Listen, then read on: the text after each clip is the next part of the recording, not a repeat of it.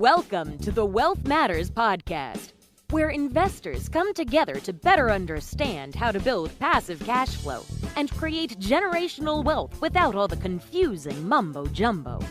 Here's your host and co-author of Amazon #1 bestseller, Alpesh Pamar. Welcome to Wealth Matters podcast. Today marks the 358th episode for Wealth Matters. So thank you everyone watching and listening to us. We are going to have Mr. Michael Frew on the show. And right before the podcast, we were chatting. He's the owner and operator of multiple 7-figure companies and a digital business. He's formerly a multi-million-dollar producer and managed over 200 consulting engagements as well. And funny or not, he also comes from the same background. He has a BS and MBA in business, and he was also a successful software developer and consultant for over 2 decades. So welcome, Michael. Great. This is awesome to be here, and congratulations on the consistency to get so many shows taped and completed and published. I know that's very hard. So fantastic. Great work. Thank you so much. So we start with this question, and I hope I did not spill most of the beans. Tell us something interesting or funny about yourself. Yeah, sure. This is you kind of have to rack your brain sometimes for these questions. But one thing I think is interesting, my parents were in the military. So I've lived in probably over 15 states and close to 10 countries in my life. Oh, wow. And so, when you're a military brat, I guess, growing up, you move every couple of years. And it became something that was really beneficial because you're always parachuting into new places where you don't know anybody, and you very quickly have to find somebody to sit with at lunch every day. And so that when you grow up and you become something like a consultant, you're doing the same thing. You're always parachuting into companies, and you have to, who's the important people here? Who are the ones I need to talk to? So although as a kid, I wasn't really excited about moving so much, it actually paid off in the future. No, that's amazing. And funny you brought up consulting, right? So I got laid off by PwC, PricewaterhouseCoopers, back in 2009. Mm-hmm. And knock on wood, since then, I have not worked for anyone else. Good. I somehow ended up becoming a consultant on my own and started my IT consulting business. And, it's still running with my partner, of course. It's not just my baby. But Yep. yeah, it's so I totally can see, right? So many challenges every time you got to deal with so many different personalities, right? And it's just it's fun though. It does. It keeps it exciting, instead of doing the same thing over and over, to be able to kind of do quick projects, maybe 1 month, 3 months somewhere, and then you move to the next thing. That's it's exciting. So this is an investment show. Of course, we dabble a lot, and especially alternative investments, right? We dabble a lot in real estate, but I personally invest in startups to cryptocurrencies all over. So I want to ask you this. What was your first investment, and how did it work out for you? Sure. Yeah. We all kind of know that if you're going to build wealth, it kind of comes from 3 pillars, right? It's going to be in real estate, it's going to be owning businesses, or it's going to be equities and bonds. And so the owning business part was something that I think a lot of engineers like myself and maybe yourself, we all kind of want to do. We all try and do the startups and the side hustles. Yes. And one of the things that I just didn't know, when I did about 20-year career, I just didn't know that you could go out and actually acquire a business that already was running, that already had cash flow, that already had a marketing plan, that had a website, had a proven product. So that was the first time when I finally acquired that first business that I realized, oh, this is something I can do as a career. So for me, my first one, I started really small, right? I just picked it was 5-figure business. It did Amazon affiliates. I learned a little bit about, okay, this is how online business runs. Is this something I'd be interested in doing? So for me, it's kind of like buying your first, single apartment or single condo and renting it out and finding out, do I really want to invest in real estate and have tenants and everything? And once you say, well, okay, I can do that, then that's where, to me, it just became a career. And I started looking for what would I like to acquire next. Oh, that's pretty interesting. And how did that business do, and what all did you learn from it? Yeah, it did really well. And so because it's small, it's just going to be a little bit of a small cash flow on the side. But I learned a lot about things that the sellers can do where I actually was still paying the affiliate income to the seller for about 3 or 4 months before I found where the actual affiliate tags had been hard coded into the website. Yeah. Whereas I had changed them where I thought it actually made sense, which was in like a WordPress plugin, which overtly is exactly where it should have occurred. But Oh, I found in the template that the affiliate codes were actually hard coded in there. So those are the kind of things that you learn pretty quickly that, maybe you have to be pretty suspect and you have to be pretty strong on your due diligence. And that's great to learn on something that's a smaller 5-figure business before I started moving into like 6 and 7-figure acquisitions. oh, that's great. So why investing in online companies outperform other asset classes? Yeah, and there's many, we can argue about this all over the place, right? And one of the things that I think your listeners will notice is that the multiple for online businesses is usually a little bit lower than we would say for real estate or even for equities. And one of the reasons for that is because there isn't really an asset. If the business goes belly up, there's no Yeah, asset to sell. There might be some intellectual property, but it's not like where you have land in a building that you can still sell back to the bank right. or to anybody that needs it.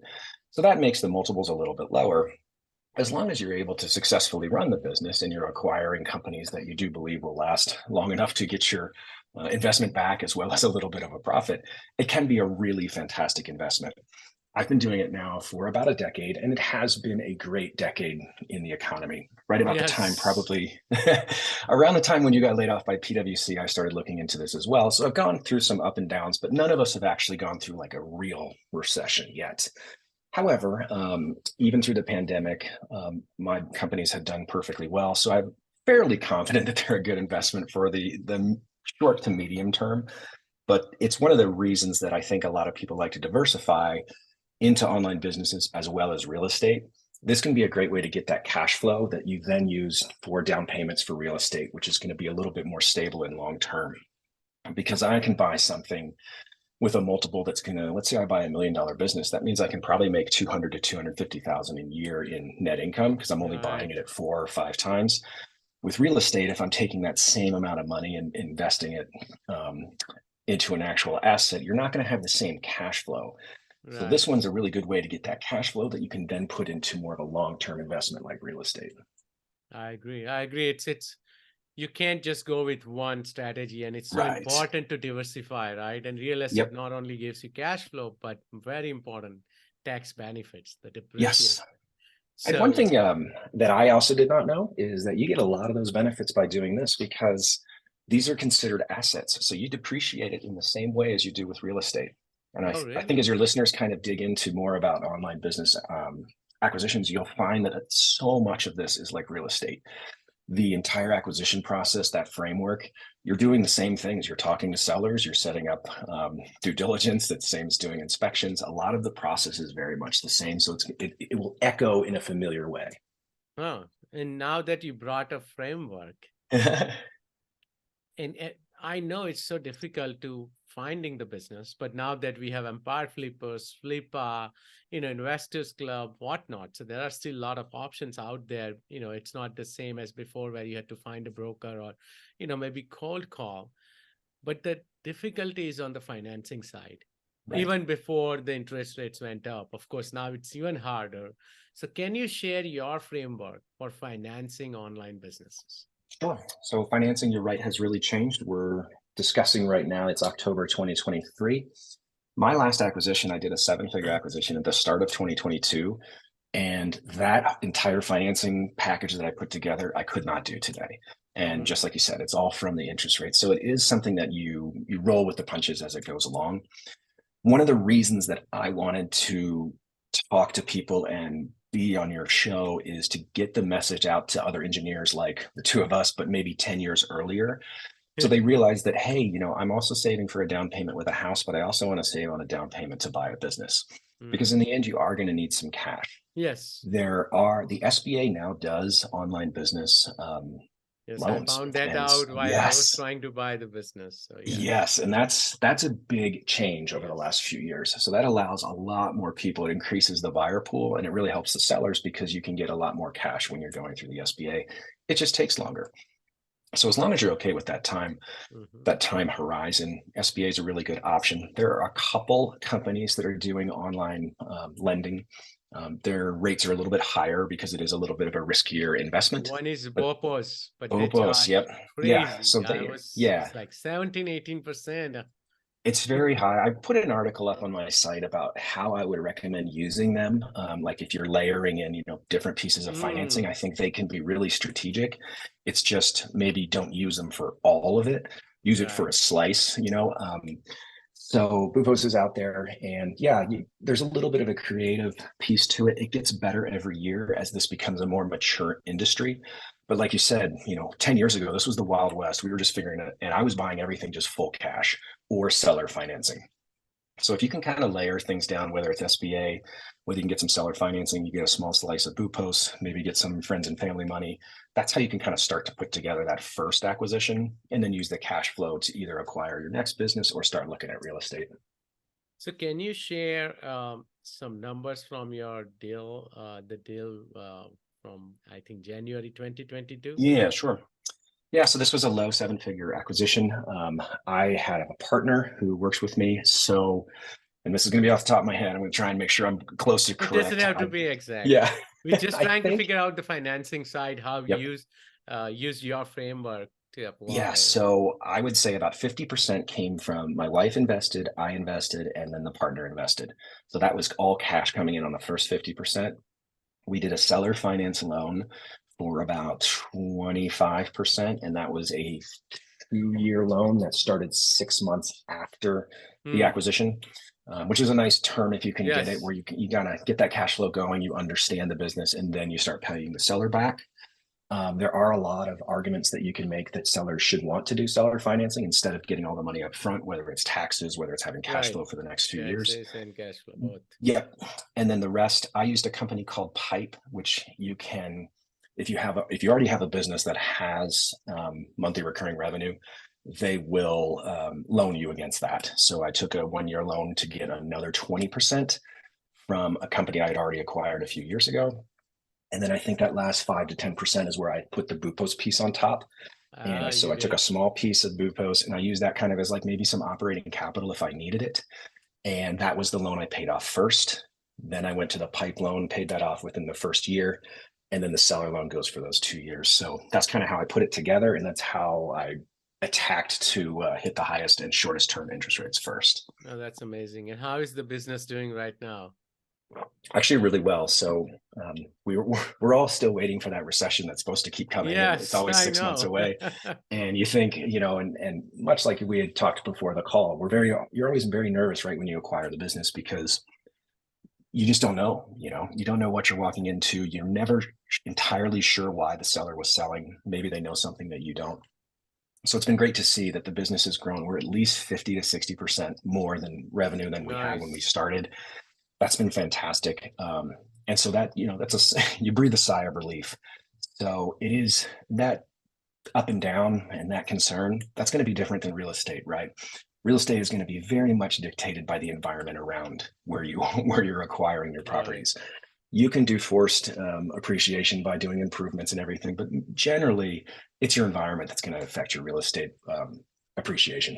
Right. In the business case, it can be kind of anything. It can be a marketplace changes. It can be Google updates that occurred this month. That has really changed everything. Yeah, we can go into that. But that's kind of just the high level of how all that has gone. But it's gone really well since the start of last year. So let me ask you this then, the financing side. What about collateral? So in real estate world, it's pretty simple. It's that land or that building, all that is a collateral, right?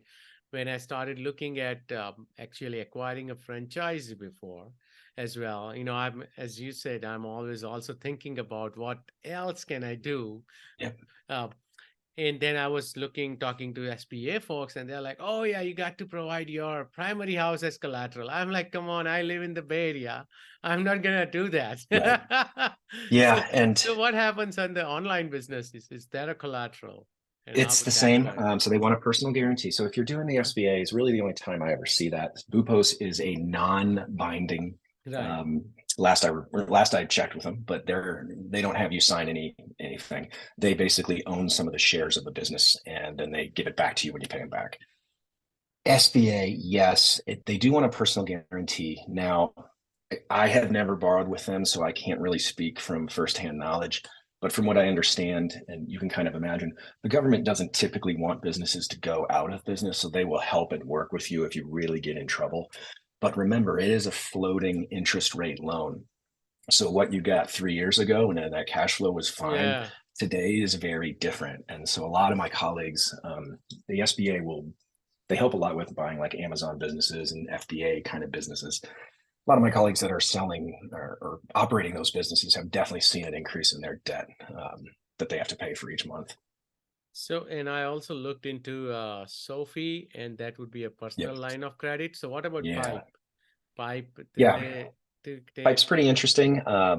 I really enjoyed working with them, but you have to have another business already, right? So I was able to right. basically collateralize my own company. And in that case, let me think this out. How did they do the collateral? Honestly, I cannot remember, and I don't want to say something that would be wrong. Right. Um, yeah, I'm sorry, I can't No, remember that's how that's fine. structured. Sorry. That's all good. Let's talk about your process, right? So I think Yep. it's important financing is figured out, kind of. But what is your step-by-step process of acquiring an online business? Yeah. So I kind of put it together. It's a serial process. Again, very much like real estate. Really, the first thing you look at is, what are you suitable for? Since I'm an engineer developer and I've managed a lot of technical teams, to me, software as a service, technical projects, that's where my suitability was. If you're really talented with marketing or advertising, maybe you'd be looking at doing like an e-commerce site, or you might be wanting to run a content site.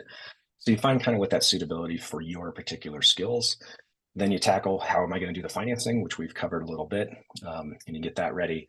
And then you start prospecting. And so it's just like going out to look for the right type of building to acquire or apartment complex to acquire. And you're really just looking for that deal flow. And it is more challenging with finding good businesses. And this is a problem in the M&A world across the spectrum, is just getting really Right. solid deal flow. Once you kind of find something that you like and you start speaking with the seller, typically there might be a broker involved, or it might be kind of more open when you're selling through a marketplace. So you're going to have that conversation with the seller. If you still continue to go forward, you're going to make an offer. And so you can kind of have a non-binding offer first, do a little bit more due diligence, then put in an actual offer of, hey, let's do something exclusive for the next 30 or 60 days. Let's do deeper due diligence. That's where you jump into the due diligence step.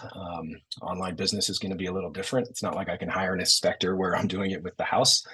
You have to do it yourself. My software world can be tricky because you can't really go line by line through the code to figure it out. Right. It's a little bit harder, but once you finish that due diligence and you can actually reach the closing date, sign off, transfer money, and then you start maybe a 30, 60, or 90-day transition period with the seller. They help teach you everything you need to know, kind of transition, hopefully, in a way that the customers don't notice or really have any issue with. And then you're off and running from there. So you can tell it's very similar to acquiring real estate. And it's just slightly different because there's no physical asset involved. It's just intellectual property and kind of a web asset. So you mentioned about the code, and of course, as you know, I also come from the same background. Do you think, or would you ever see an issue, right, with, let's say, IP, trademark, plagiarism, something like that, right? Yep. Yeah. One thing you do want as part of your due diligence is to go through trademarks, intellectual property, and a lot of times these are mistakes that you just accidentally have. So Right. many of the projects. So I buy, there's kind of a business life cycle where you have the entrepreneur start something that's at zero, right? And Yeah. they take it to one, they get their first customers that are not their friends and family. And then I kind of show up and I'm the person that takes it from 1 to 10.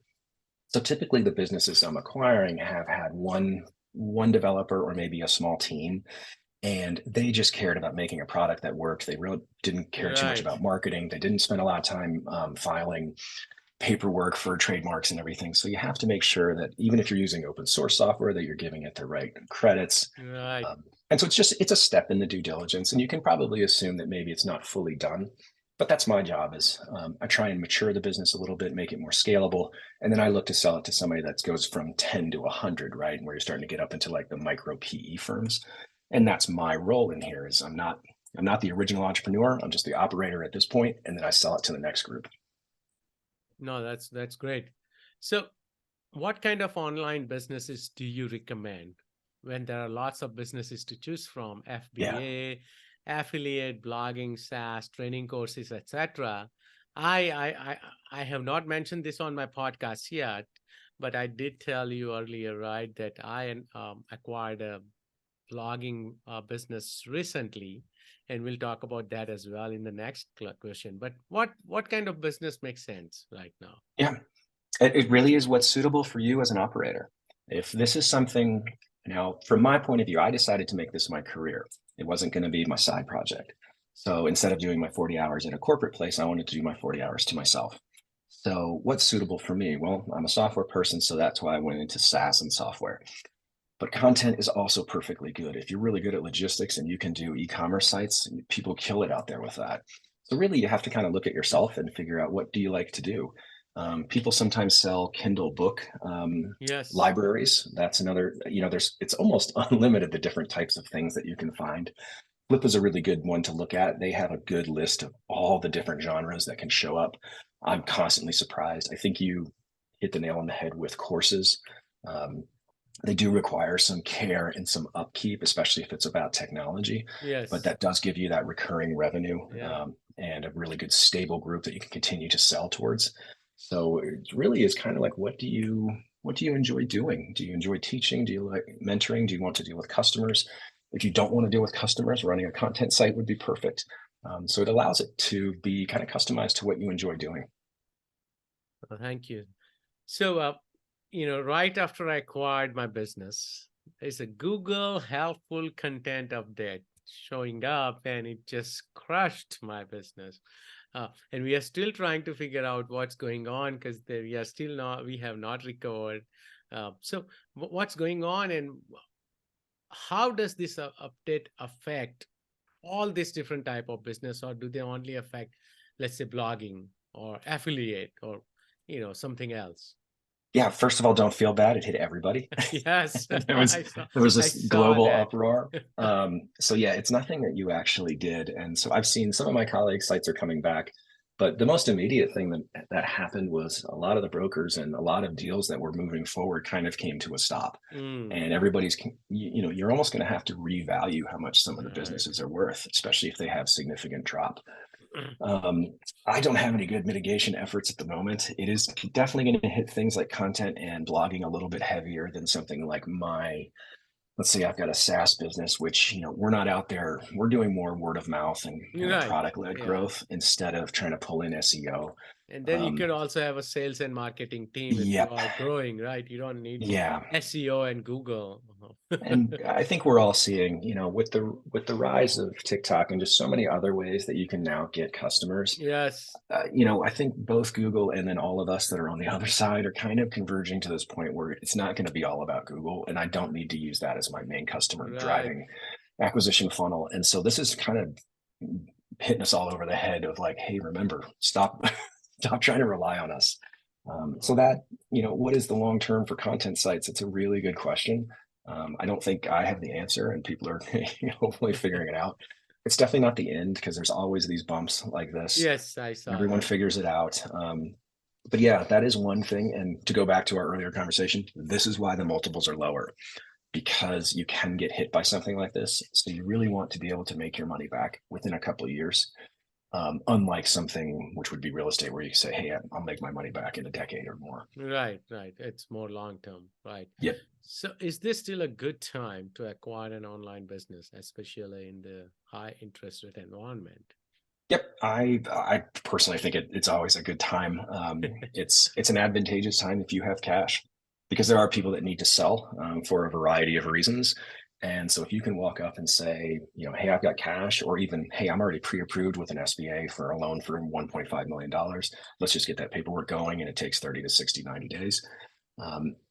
You can probably get something that's really good, because 18, 24 months ago, everybody was out there, and we had a lot of kind of dumb money.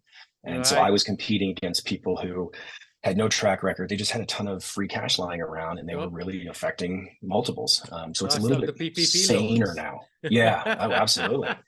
It's definitely a little bit more sane now. And so I think you can get really good businesses at a good price if you have the cash. So that's where I recommend, start your online acquisition cash savings, wherever you are in your career, so that 5 years from now, you can have that sitting there and find that right business. And that might be that step that takes you out of your corporate life and moves you over to being your own entrepreneur. Oh, that's amazing. Thank you so much, man. I thoroughly enjoyed the episode. Are you ready for fire round? Sure. Let's see how I do here. Would you be changing business or investment strategy because of the current environment? Nah, I think I'm good. I just like what I'm doing, and I'm just going to roll with kind of what the punches are, and you adapt to the environment. Right, right. Favorite nonfiction book? I am a big fan, and I'm sure your guests have already said this, but Turning Pro by Stephen Pressfield. I thought that was a really good transition book for me. I think, sometimes books hit you at the right time in your life. And it was that moment where I was like, you know what, I do need to stop kind of taking everything as an amateur and just become a professional in my very narrow niche and field. And that has been a huge change. Any tool or website you recommend? Maybe it could be broker sites or due diligence sites. Oh, it's a good one because I can never decide how can I help other people, because everybody has such a specific individual. And so honestly, I don't have anything really good for that one because I never know what context people need to learn from. I haven't found like a new cool tool or anything. And so maybe the answer is, it doesn't have to be new and flashy. The stuff that's always worked, I still use Excel. Excel. I was going to know, say that yeah. Excel still works. Yeah, and it works so much better. You and I, we can make graphs, we can do pictures and everything, Yes. and new tools come out every day. And I think, why am I relearning this? It works perfectly fine in Excel. I agree. Any advice for beginner investors? Yeah, if you're considering this type of career change, maybe do it a little bit like I did, where you start with something small. If you have kind of a little bit of cash and you can just kind of carve a little piece out and say, hey, let me go on Flippa or Empire Flippers and buy something kind of small. See if I like this lifestyle. See if the business cycle is something that's interesting to me. And then you can kind of redeploy the rest of your cash if you agree that that's a good idea for a larger company. So I think that's one way to tiptoe your way into this business without jumping off a cliff and then saying, hey, you know what, I actually wish I had my money back and I want to go back to my old job. I totally agree. How do you give back? This is kind of one of the ways I'm trying to do it. I never really had a mentor when I was growing up, and I just wish I knew about acquiring businesses before I tried my 100th startup idea that didn't Of work. course. And so, like all engineers, we have a whole archive of folders of projects that I tried and never got any traction with. Yep. But if I had taken that time 5 years earlier and just put the money into a business, basically you get an MBA for, for doing that. Yes. And it would have gotten me farther along in my career quicker.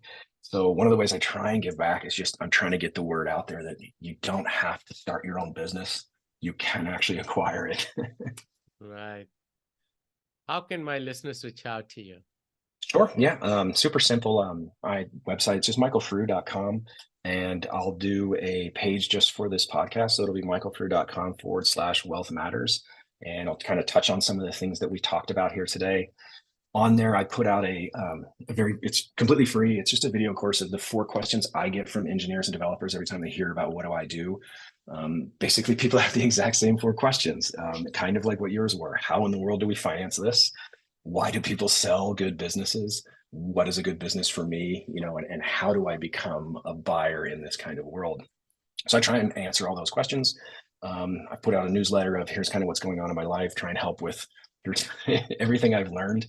And everything's free. I'm not selling anything. So michaelfrew.com /wealth matters. Hey, Michael, we appreciate your time today. Thank you. You got it. Thanks again. Absolutely. So don't go yet. I have an announcement to make.